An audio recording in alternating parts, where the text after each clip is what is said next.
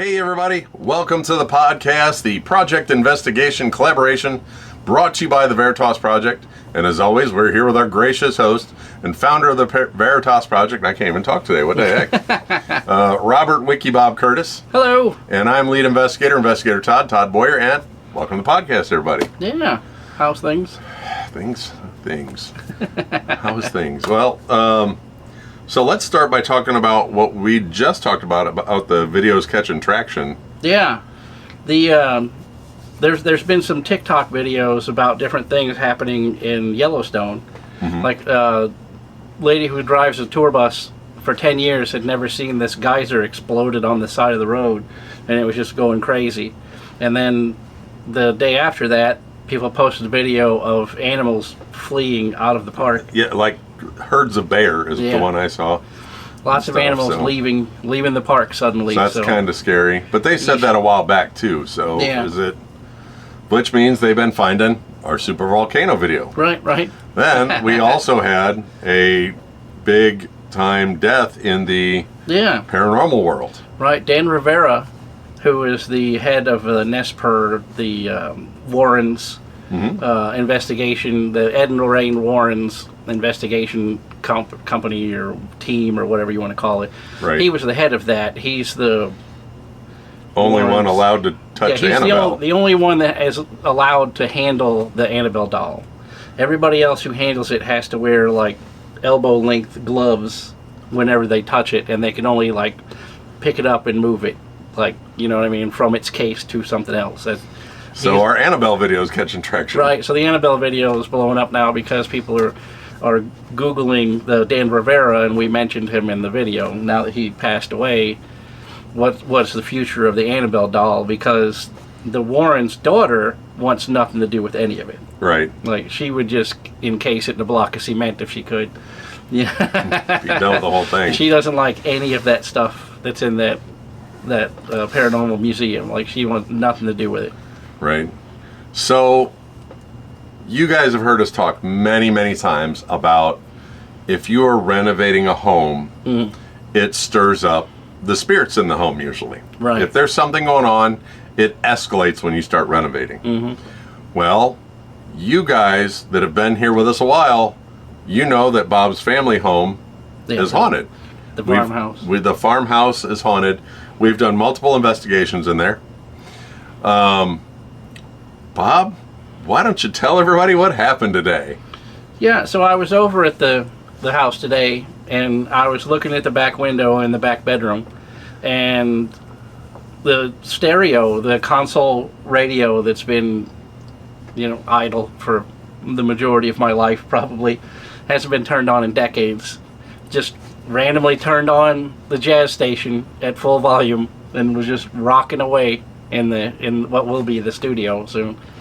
And he's got video of him turning on the camera, going in, moving pictures so he could open the lid, right, and turning the knob off. Right. The knob clicks like a lot. It's very solid, the knob that turns it off and on. And we'll go ahead and I'll put that video right here.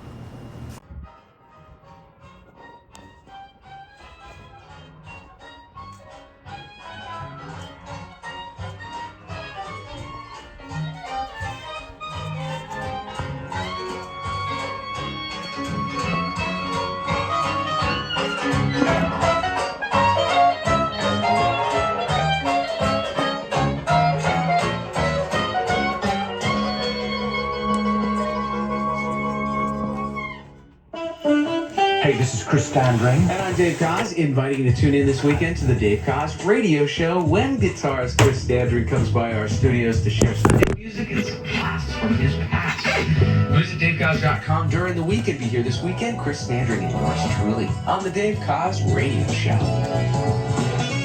Sunday nights at 9 on St. Louis's home for great jazz, smooth jazz, blues, and easy R&B. WSIE 88.7, The Sound. When the music moves you, you found 88.7, The Sound.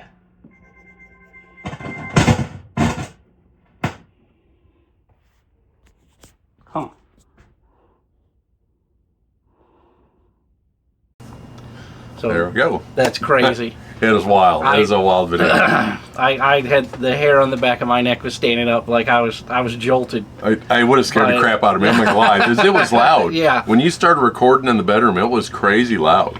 So Yeah. it just, it was wild. So It was not fun times. It scared the bejesus out of me. So on a personal front, my second book just hit.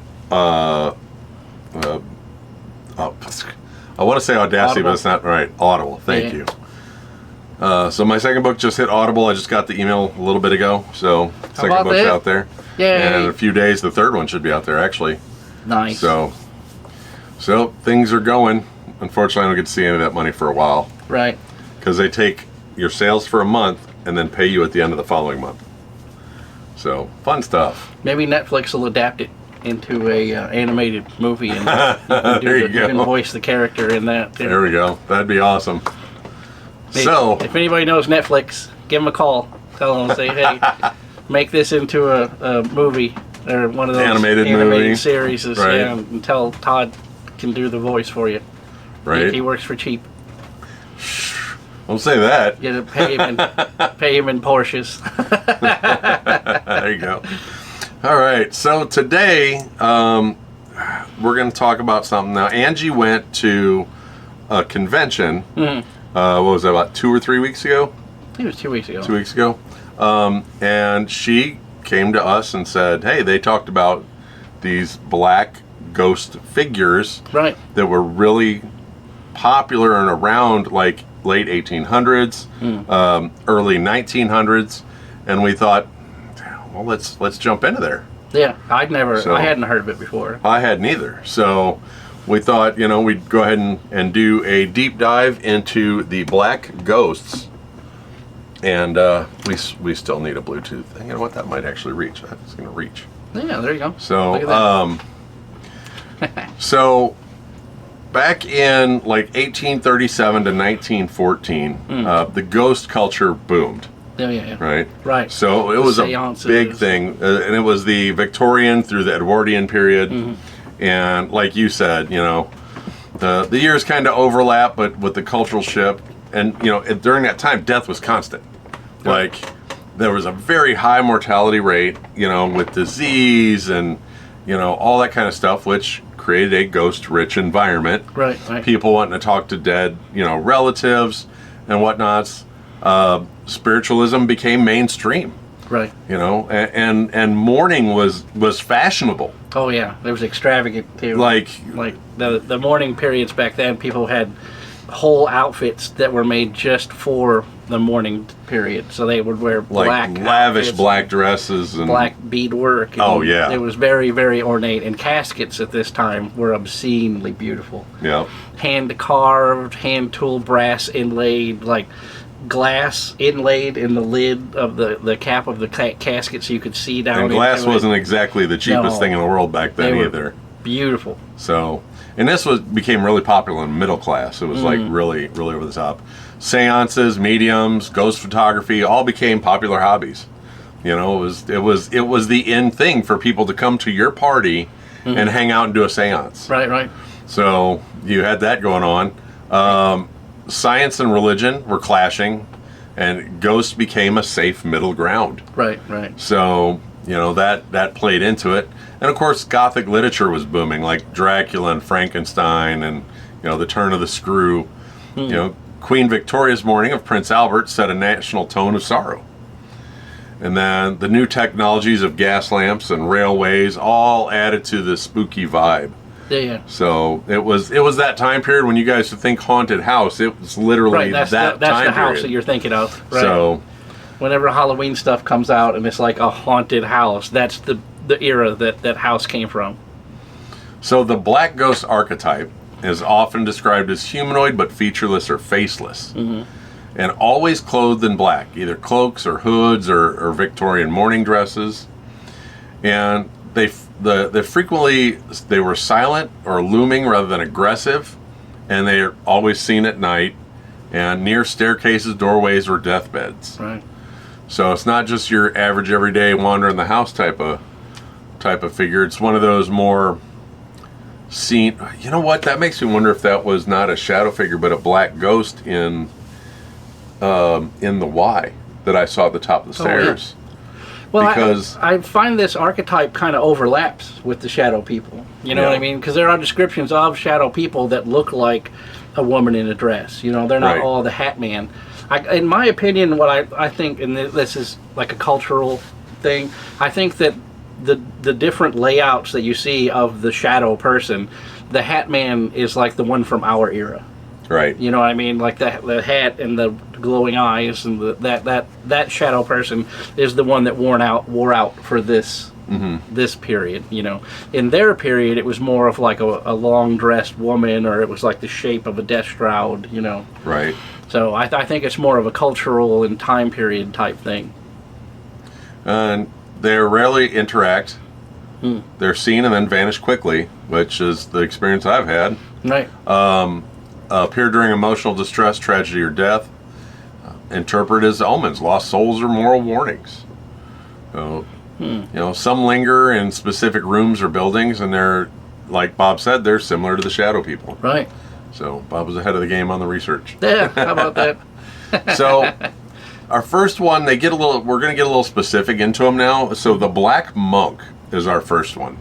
Now, this is a figure in a long robe, sometimes with a hood, and often seen in ruins, in monasteries or ancient churches, linked to stories of monks who were murdered or executed. Now, these are sometimes associated with demonic hauntings, often described as tall, silent, and malevolent.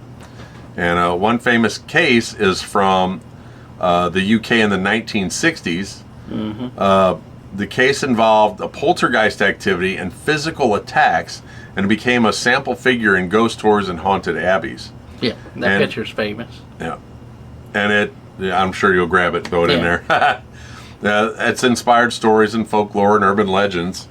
So you know, the hooded figure is the Black Monk archetype. Yeah, there's a really good picture that they caught back in the.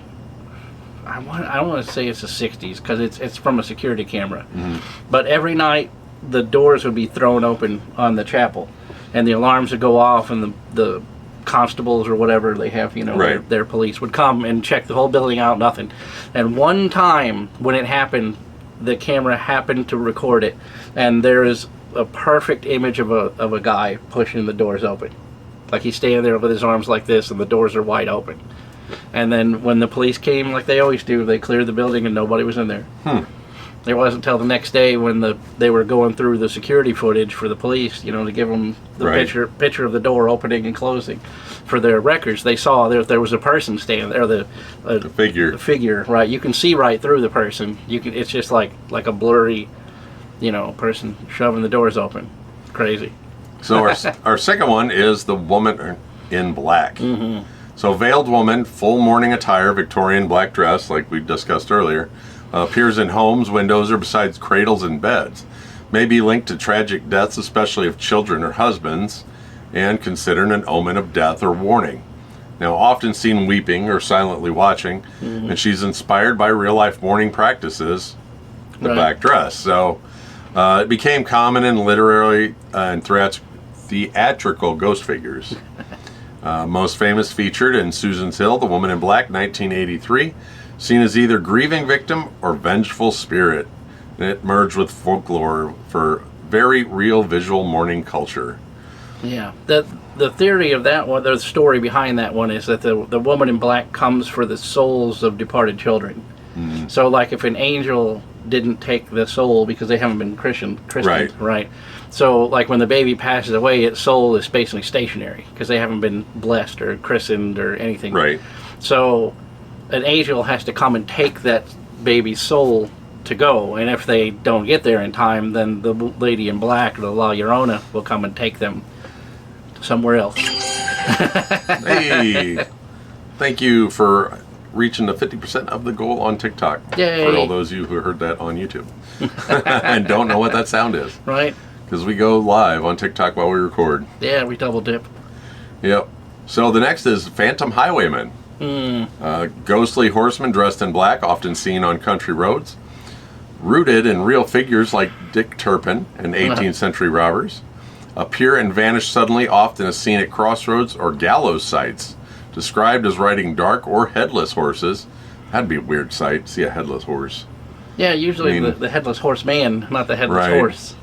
Right, that'd be like, left, dummy, left, left, what are you doing? Does it have the question is it missing from here, or is it missing down here? Right. So is it just a body that curls over, or is there a neck with nothing at the end? That's kind of weird. Gotta give him a slap. Come on. Go that way. Come on, dummy, we gotta go. Trying to ride your ghost horse. Trying to drive a car with no steering wheel. Now, linked to cursed lands and places, unjust executions, considered tragic figures, not always malevolent. Local legends persist in parts of England and Ireland, which makes a lot of sense because they had a lot going on back then compared to now with horses and that kind of stuff. Yeah. So. Or the what is that? Oh, I just read a book on it. The Man of the Crossroads. It's like an Irish and an English myth about the spirit that lives at the crossroads. Right. And it can come to your house and take you to the crossroads to show you like the different life path that you're supposed to take. It can give you visions of you're going down the wrong path basically. Gotcha. And this spirit can like, hey, stupid, you gotta go. You gotta go this way.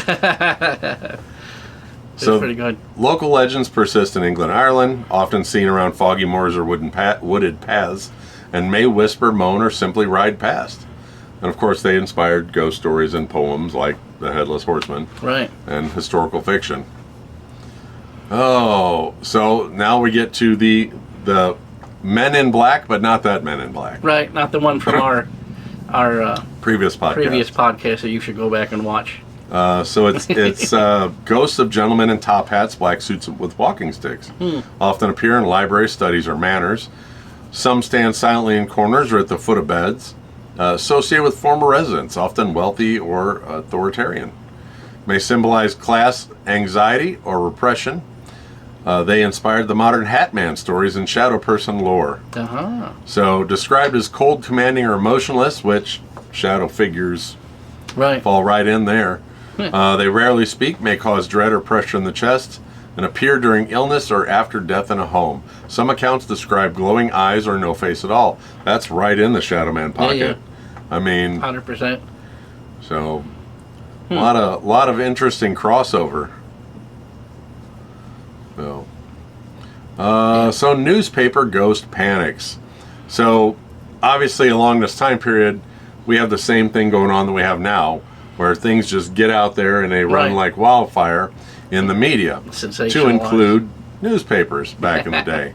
So Victorian newspapers, they love the sensational ghost reports, and headlines hype mysterious sightings and hauntings, and penny dreadfuls turn those stories into serialized fiction. Now, for those of you who don't know what a penny dreadful is, they're basically like a little short story book. Right. And you could pick them up for a penny. Right. They were and it was like street. 20, 30 pages. They weren't long stories by any stretch of the imagination. Literally a 10-minute read, probably 15-minute read or whatever. Right. But you could pick them up for a penny, and people were writing them like crazy back in the day. They were super, super popular. Yeah. So the Hammersmith ghost panic in 1803 involved a man shot dead. Ghost hysteria sometimes caused riots and mass fear, and reports often included black figures or cloaked ghosts. Sightings were sometimes debunked as pranks or costumes. Still, the fear lingered in the public consciousness. Papers blurred fact and fiction to sell copies and created a foundation of modern paranormal media coverage. Go figure. They blurred the lines. Oh my goodness. Right. To sell? Oh, yeah, the media. Color me. Right. Color me surprised. 100 years ago, the media was corrupt. Who'd have thought? Who'd have thought it? So then, literary influences. M.R. James wrote classic ghost stories with robed or black figures. Oh, Whistle and I'll Come to You, My Lad featured a black specter. Yeah, we Dickens, talked about that during our Ghosts of Christmas episode. Dickens, The Signal Man, has a shadowy death omen by train tracks. Gothic literature shaped the genre, and Poe's stories influenced tone, dread, and morality, which, if you go back to Halloween, I read some Poe stories back in Halloween, so if you dig that kind of thing. Penny dreadfuls often involved vengeful female ghosts in black. And theatrical ghost stories became popular in stage plays. Short ghost stories became a Christmas tradition. Well, we had a little technical difficulty there. Apparently the battery overheated in the camera, got the camera real hot, and shut the camera off mid-recording. So hopefully we'll see where we left off here. Yeah. So we were talking about how short stories became a Christmas tradition, ghost short stories. Which we have a video about. Yep. And then the black ghost were metaphors for grief, guilt, or secrets. And then the tales inspired 20th century horror writers like Shirley Jackson and Stephen King. So, let's go into psychological explanations. High grief levels made people emotionally vulnerable to ghost sightings. Yeah. Sleep paralysis was common. Oh, we run into that all the time. Yep. Matches description of black figures near the bed. Now, see, that's the thing. With my sleep paralysis, I don't usually see it. I feel it. Like, I'll know that there's something there because it won't be in my field of view. It'll be like over here or whatever. So, shadowy figures may result from stress, poor lighting, or trauma. Black mourning clothes made people blend into shadows at night. So, gaslights flickering created illusions and moving shadows. The gaslight over there. Yeah. Gaslight flickering in the background. Societal repression may have personified fear as faceless beings. Or haunted homes often had drafty rooms, creaky floors, and creaking pipes. Ghosts were used to enforce social rules or punish taboo behavior, and some people likely used ghosts to express repressed guilt or grief. Now, the mass belief was created a feedback loop. More stories led to more sightings. Right, that's what we were talking about. So, well, not only that, so more stories and more sightings also leads back to one of our podcasts, haunted person syndrome. The more you talk about ghosts, the more likely you are to see them. Right, it spreads virally. The more you talk to people who aren't believers, and then it puts that doubt in their mind, and then they become believers because now you spread it to them. And check that podcast out. That's been a year ago. Yeah. That was a long time ago. We were proud of that one. Yes, because we were. It vindicated a lot of stuff. So, legacy and influences today. The Black Monk and Veiled Woman tropes appear in horror films and shows. Shadow people and Hatman lore reflect Victorian archetypes. Ghost tours still use these legends to attract visitors. A Woman in Black is a best-selling book and successful stage play. Victorian mourning culture influences Halloween aesthetics, which it really does, big time. Yeah. Paranormal investigators see black-robed or shadow figures in old buildings. I don't know if we necessarily seek it. We seek whatever's there, not in particular to that. Pop culture ghosts are often drawn from Victorian ghost story and templates, and real haunting cases still reference black ghosts, and modern writers like Neil Gaiman and Mike Flanagan draw from these legends. Now, the stories laid the groundwork for the modern horror genre, and you guys know all about that, you and Angie. So Neil Gaiman's one of my favorite authors. Right on. Yeah, his book Neverwhere is peak. It's fantastic. You like the spookies? Yeah, it's really, really well written. Good story. But you know, we forgot. Well, I was going to get to that, so. We forgot to mention our lovely energy. Yep, I was going to say, I hope you guys enjoyed the podcast today. Don't forget our partnership with Dubby, D-U-B-B-Y. I'm sure Bob will pop it up right here on the screen. Yay. We have that code to get 10% off, which is Whole Truth, all one word. Yep. And you guys can get 10% off there if you want some energy drink and hydration. And the good thing about the energy drink is it has the methocobalamin rather than cyanocobalamin, so it's the good stuff. This is, that's what they pride themselves on, is no chemicals, no more chemicals than they need, kind of a thing. Guarana and taurine and all that stuff. No, they don't use colorings and that kind of stuff. Yeah. So it's more of a healthier type of energy drink. We have the investigation coming up on the 25th. Yep. We also have the meet and greet coming up August 11th. Don't forget, you can check us out on Patreon if you want to become a Patreon member. $0 gets you on just to go to Patreon, sign up to become a Patreon member to follow us, and we will put your name at the slide at the end of the podcast. Right. If you're a $5 member, we send you a postcard, which we signed last week and should be out in the Already mail. out.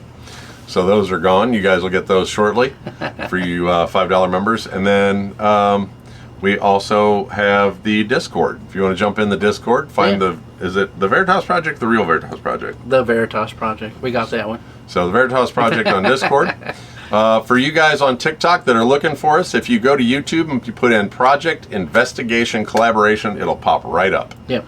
So we're still, we got any word on that group that's squatting on our name? He doesn't reply to any messages I send him. So I guess we're like I told him in one of the messages that if you force me to hire a lawyer, then that's just more money I'm going to sue you for, because I don't have money for a lawyer.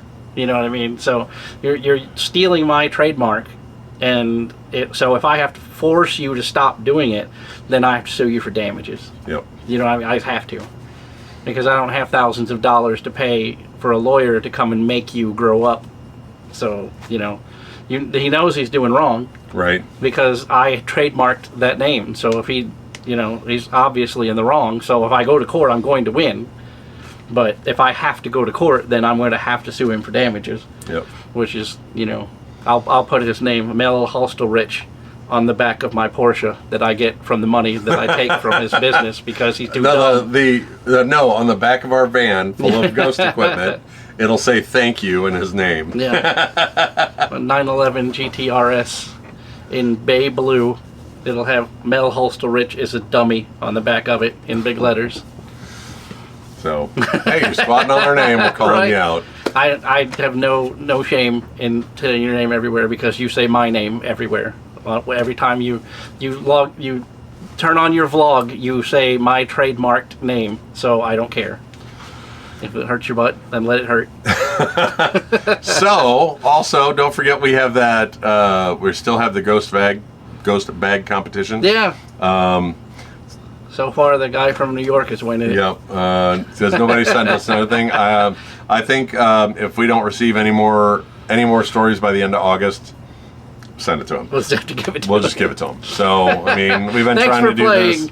We've been trying to do this for a while, and Yeah, for nobody a long wants to time. send our stories. So, we have that out there. If you do have a ghost story or just want to send Bob or I something cool, Bob is the real Veritas Project at gmail.com, and R.S. Curtis and the Veritas Project on all social medias. I'm investigator.todd.paranormal at gmail.com and investigator Todd on all social medias. Yeah. Anything else? Anything? Oh, don't forget to get your t-shirts and stuff Oh, on yeah. Printify. We All of forgot our to- merch. All of the merch. If you like the postcards, the image from the postcard is on the merch T-shirt, for that yep. month. And then after that month is over with, that goes away. So if you see one that you like, snatch it up, because the next month it'll be something different. Yep. It'll never be out again. So. So they're limited edition. Yep. So, I think that covers everything. We want to thank you guys on behalf of Bob, Angie, Kay, Robin, and myself. Thank you for joining us on the Project Investigation Collaboration podcast. And remember, Stay curious. and find the truth, and we'll catch you guys next time. Bye, everybody. See ya.